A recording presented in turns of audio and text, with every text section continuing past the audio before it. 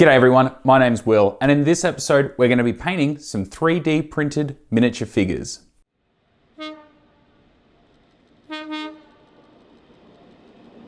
Now, if you are new here and you haven't yet, don't forget to be subscribed so you can keep up to date with everything that I've got coming out in the future. Anyway, today I've got my hands on some Andian miniature figures. Now, these are 3D printed figures in both HO and in O scale, and they need to be painted. Now, this is not a how to paint miniature figures because I don't actually know how to paint miniature figures.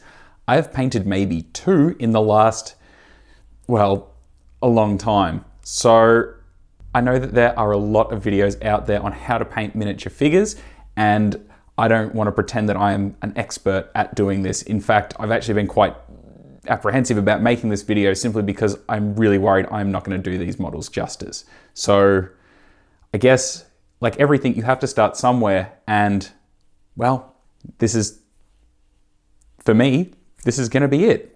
Anyway, a little bit about these models. They are 3D printed and they are from scans of real people. So there are lots of different choices when it comes to these miniature figures, and they are all available from the Andian website, which of course I will leave the link in the description below, as well as all the other contact information if you like the look of these and want to give this a go yourself. Now, I have been given a little bit of help.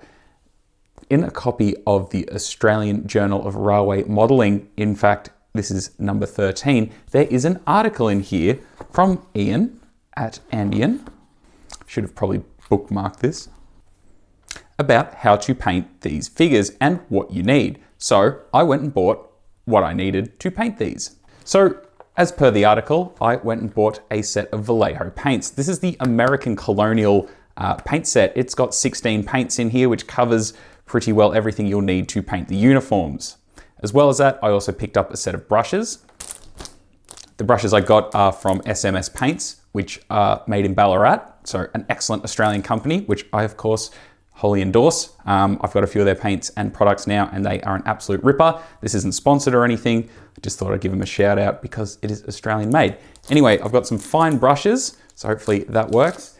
And I also picked up this surface primer from SMS Paints. Now, that is an airbrush paint. Now, I know not everyone has an airbrush. I've had a few questions about the one I have. This is it's a standalone wireless, it's not wireless, but so used to saying that kind of thing. You don't need a compressor. The compressor is built in here. It's all self-contained. This is from Neat and Handy, and it cost me less than $100. I got it because that is what I was recommended by Andy from Andrew's Weathering Services, which I mentioned in the March news edition. So if you want to check out him, this is what he recommended. And yeah, for something that is under $100, it's actually pretty reasonable, and I don't do a lot of painting. So that's why I bought it, just to see if I liked owning an airbrush. Now, if you don't want to buy an airbrush and you want to get into painting these things, you can buy a surface primer from places like Games Workshop, which they use for painting Warhammer, or if you went down to your local hobby store, for us in Melbourne, somewhere like Metro Hobbies or anywhere else that sells paint or things for miniatures, they will have just like a rattle can with very thin paint. So anyway, that's what I've got. And once again, this isn't a tutorial. This is just me painting these awesome looking 3D printed figures and showing you, I guess, my little journey on learning about how to paint. Anyway, I've read the article. I'm gonna get these things out of their packets. I'm gonna keep them on the bottom of their sprues. I guess that's what you would call it. And then just to make it easier to paint, which is what is recommended in the guide.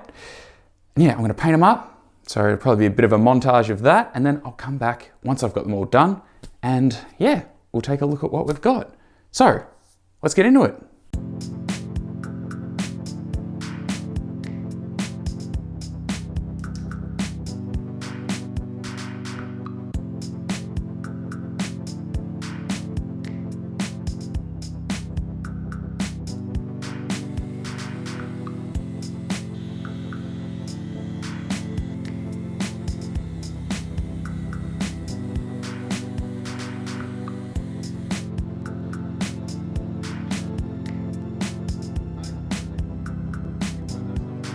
All right, so this has taken me a few hours from, I guess, start to finish. I don't think it was that difficult. This is, like I said, the first time I've ever painted miniatures.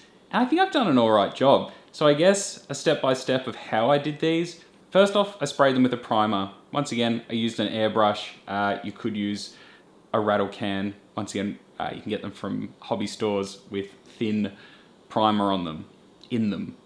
I then went over them. I did the skin tone first. Next up, I did the dark blue and then waited for that to dry. Once that dried, I went over with a light blue, quite a light brush, almost a dry brush.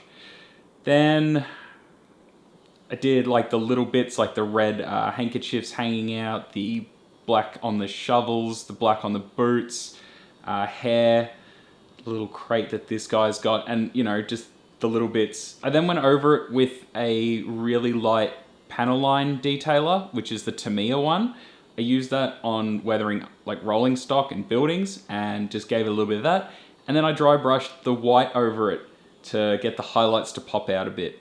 Now, by no means are these perfect, and I don't, like I said, I don't want this to be a how-to. It's just what I did, and I guess it's me also taking a first step in learning a new skill. So, like I said, first time ever painted miniatures, and I think I did an okay job. Let me know in the comments below if I did an alright job and what I can do, I guess, to get better. Apart from buy more and paint them, which I understand is by far the easiest.